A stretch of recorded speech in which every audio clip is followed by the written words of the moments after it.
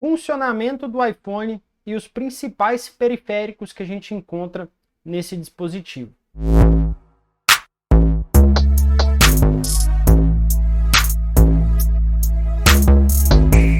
Seja muito bem-vindo a mais uma aula do nosso curso de manutenção em iPhone grátis. Eu sou João Pedro da SH School e nesse vídeo a gente vai falar sobre o funcionamento, alguns periféricos do iPhone, os principais defeitos que acontecem. Então, se você está começando ou se você até já faz manutenção, mas está no básico, ao intermediário ali, esse vídeo é muito importante para você. Assista ele até o final. Se você ainda não é inscrito, não se esqueça de se inscrever no canal. Ativa também o sininho de notificações para você não perder nenhum vídeo. Não esquece de deixar o like, isso ajuda muito o canal a crescer e o YouTube entregar os vídeos para mais pessoas. E também compartilha com aquele amigo que quer aprender a fazer manutenção em iPhones. Beleza? Bora lá pro vídeo. Bom, pessoal, vamos lá. Na verdade, a gente vai explicar aqui não necessariamente por periférico. Em alguns casos, a função vai ser o próprio periférico, em outros não, tá? No caso aqui da bateria, ela é um periférico por si só. Beleza? E alguns aqui também são mais óbvios, outros não. Então é importante que você assista o vídeo todo para você não perder nenhum detalhe. A bateria, obviamente, responsável por alimentar a placa-mãe e os outros periféricos. Então é da bateria que vai vir toda a energia que o aparelho precisa. Sem a bateria, o aparelho não vai funcionar, ou se ela estiver ruim, o aparelho pode apresentar uma série de problemas, tá? A tensão aproximada da bateria, ou a tensão ideal, que ela trabalha é entre 3.7 volts e 4.2 volts, tá? A tensão necessária para que a bateria carregue é por volta de 3.5, até menos o aparelho já vai carregar. Então, se a gente pegar um aparelho aí que não liga, a bateria estiver ali com 3 volts, normalmente esse aparelho não vai carregar, tá? Isso vai de aparelho para aparelho, por isso eu coloquei aqui uma tensão de 3.5 volts. É mais certo que com essa tensão, ao colocar no carregador, o aparelho volte a carregar e volte a ligar, tá? Caso o defeito seja a bateria, beleza? E no caso dos iPhones, nós temos aqui a linha SWI. O que é a linha SWI? Se vocês observarem ali no conector da bateria na placa do iPhone, nós temos algumas perninhas, que são maiores, alguns pininhos maiores, e temos alguns pininhos que são menores, bem pequenininhos. Esses pininhos menores são a linha SWI. É através dessa linha que passam todas as informações da bateria. Então, se essa linha não tiver ok, o iPhone ele pode ficar reiniciando, ele pode não reconhecer a bateria, tá? Pode não carregar. Então, essa linha SWI é muito importante e às vezes muito técnico acaba danificando o conector da bateria na hora de fazer uma manutenção e o aparelho para de carregar ou fica reiniciando, tá? Então, muita atenção nisso aí, o conector da bateria é muito sensível, a gente tem que tomar um cuidado aí na hora de desconectar e conectar a bateria. Beleza? Placa-mãe do aparelho, tá? É responsável por armazenar os dados do cliente e gerenciar todas as funções. E é onde ficam os componentes, processador, baseband, NAND, enfim, tá? Todos os componentes, todos os circuitos integrados estão na placa-mãe. A placa-mãe a gente consegue fazer alguns testes nela, como por exemplo o consumo. Quando a gente vai trocar uma bateria, a gente precisa fazer a verificação de consumo. Na aula que a gente vai fazer a troca de bateria aqui, eu vou mostrar para vocês na prática como é medir o consumo, tá? Como que faz esse teste de consumo, para a gente ver se a placa-mãe está consumindo normalmente e a gente não fazer uma troca de bateria desnecessariamente, ok? Tecla Power, responsável por ligar e desligar e bloquear e desbloquear a tela, tá? Normalmente a tecla Power vai ter uma tensão aí de 1.1 a 1.8 volts, tá? E quando a gente pressiona a Power, ela conecta com terra, tá? E passa uma informação ali para o aparelho que tem que ou ligar, ou desligar, ou bloquear e desbloquear, beleza?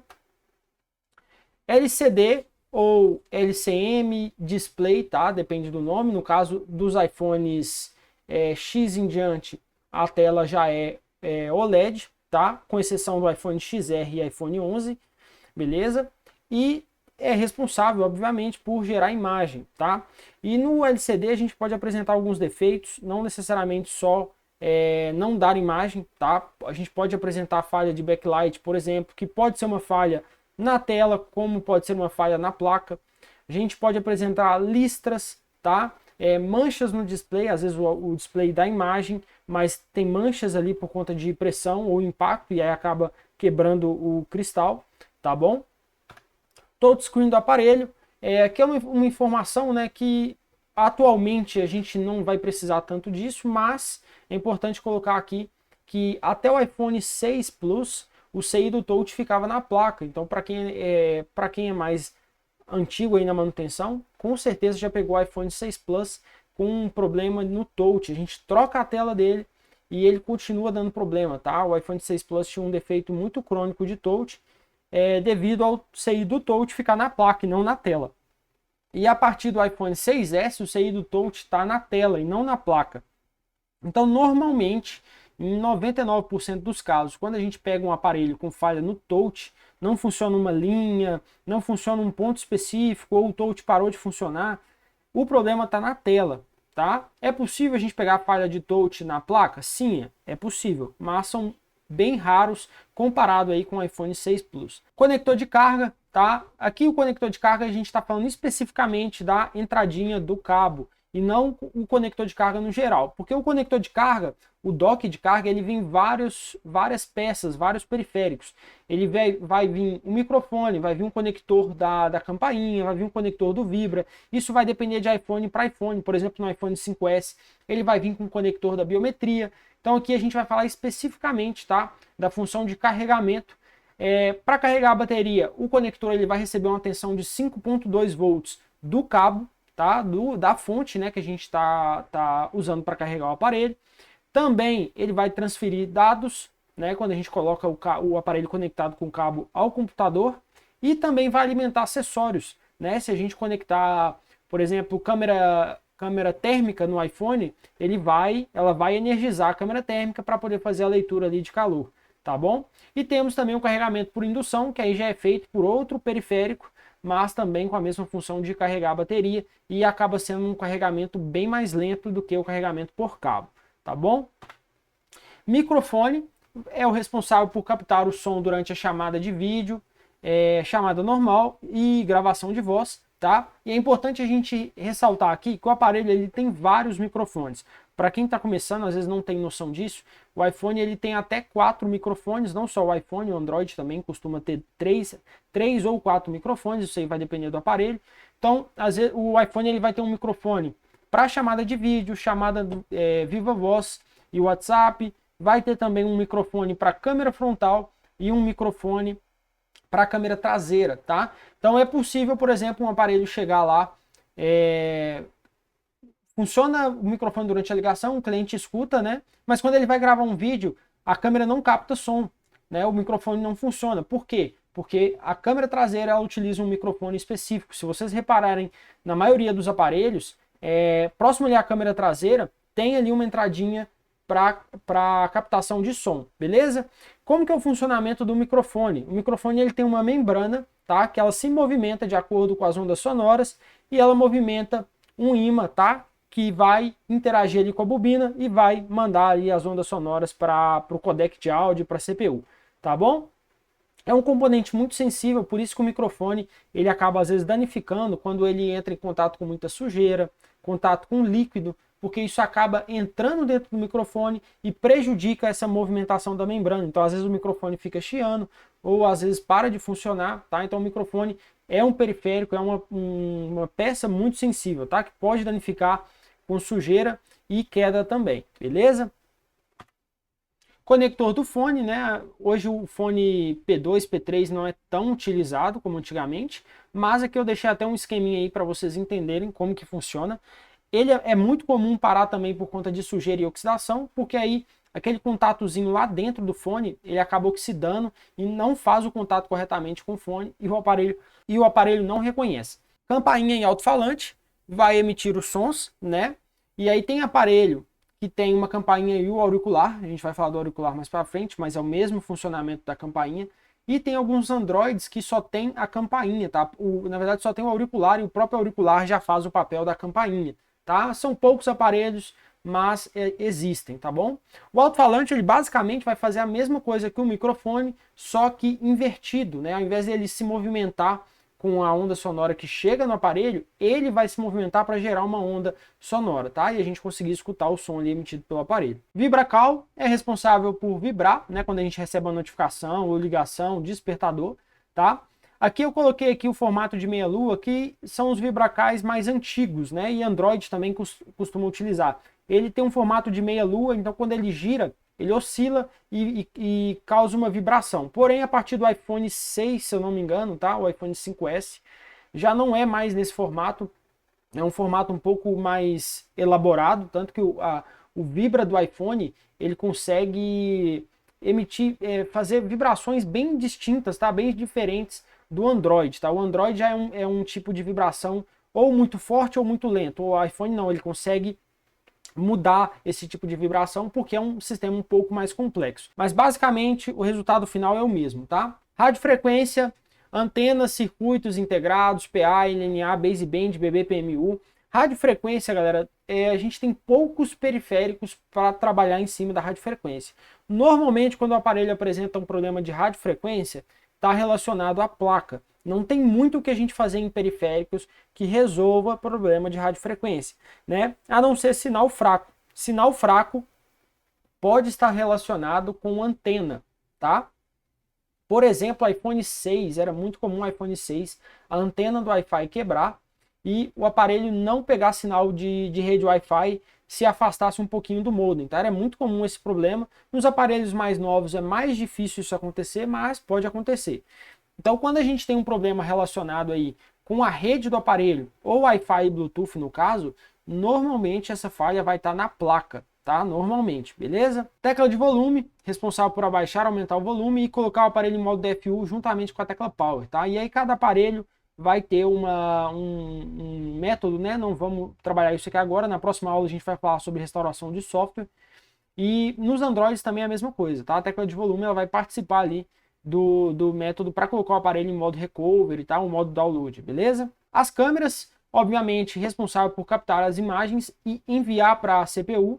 E nos iPhones, né? Não só nos iPhones, nos Androids também, a gente pode ter vários defeitos diferentes para câmeras. A gente pode ter uma câmera preta que não pega imagem, ou pode ter uma câmera que não foca, tá? Ou câmera tremendo. É bem comum iPhone dar esse problema de câmera tremendo, e aí em alguns casos é solucionado colocando um imãzinho ali do lado da câmera, mas essa é uma solução paliativa que não vai resolver em todos os casos e pode ser que volte a dar problema, tá? Então eu particularmente eu prefiro trocar a câmera do que ficar colocando um imã, mas em alguns casos resolve, tá? Essa questão do imã. Se vocês buscarem no YouTube, vocês vão ver bastante vídeo do pessoal colocando imã aí em casos de câmera tremendo, tá? Câmera embaçada também.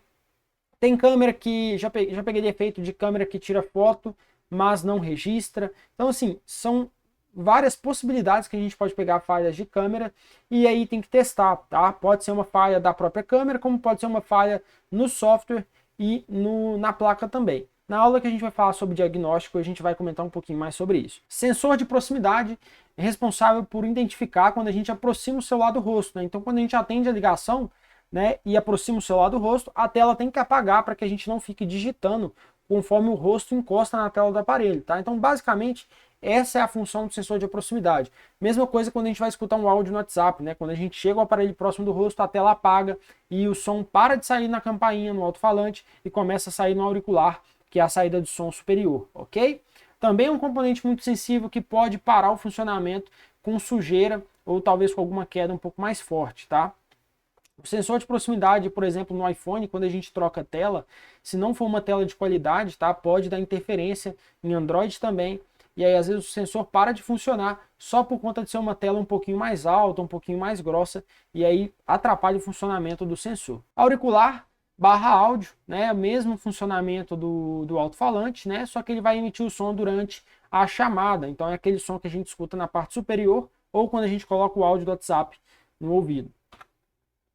Tecla Home não é tão utilizada hoje mais, né? Mas normalmente a tecla Home vai fazer o aparelho voltar para a tela inicial ou abrir aplicativos em segundo plano. A partir do iPhone 7, né? A Home ela é fixa, ela simula um clique, então ela não é aquela Home que a gente aperta e sente aquele clique, ela só vai simular, tá? E tem o mesmo funcionamento basicamente da tecla Power e do volume, tá? É a mesma engenharia, tá bom? A biometria é responsável por desbloquear o aparelho e liberar algumas funções como pagamento. Basicamente é a mesma ideia do Face ID, né? O funcionamento é diferente, mas a ideia é a mesma, o resultado é a mesma. E ela é criptografada com a placa. Então, se a biometria parar de funcionar, se o flex rasgar, né? Se for um dano muito alto a biometria, a gente não consegue recuperar, tá? Infelizmente a gente não consegue trocar a biometria. Ela é criptografada com a CPU do aparelho. O mesmo caso do Face ID. O Face ID também vai desbloquear o aparelho e liberar algumas funções, e também é criptografado com a placa. Porém, o Face ID, em alguns casos, a gente consegue recuperar, tá? Então, o Face ID a gente já tem um conjunto de periféricos trabalhando junto, né? Fluid Illuminator, Dot Projector, câmera infrared. Então, são várias peças trabalhando junto. Se uma dessas peças param de funcionar, o Face ID para, tá? E é muito comum na hora de trocar a tela ou bateria, né? Enfim, quando abre o aparelho ali, o técnico ele encosta o dedo ali no Dot Projector e o Face ID para de funcionar. Outra coisa que é comum também, o flex do Fluid Illuminator, que é o flex do auricular, ele acaba rasgando, né? De tanto o técnico abrir e fechar a tela, ou exagerar ali na hora da abertura, né? Então isso é muito importante ter esse cuidado na hora de abrir para não parar o Face ID, porque não é um reparo barato e não é um reparo tão simples, tá? A gente necessita de equipamentos mais avançados para que a gente consiga reparar o Face ID. Pessoal, então é isso. Aqui a gente abordou, né, o funcionamento de algumas peças do iPhone, alguns periféricos, algumas funções, para quem está começando e até para quem está do básico ali até o intermediário. Com certeza tem algumas informações aqui que são valiosas, que às vezes o técnico não sabia, e isso ajuda também até na hora de passar para o cliente um orçamento, passar para o cliente uma solução, né? Você ter mais argumento e saber explicar melhor para o seu cliente, tá? Isso pode te ajudar até a fechar um serviço. Então, se você gostou da aula, não esqueça de deixar o seu like. Qualquer dúvida, deixa aqui nos comentários.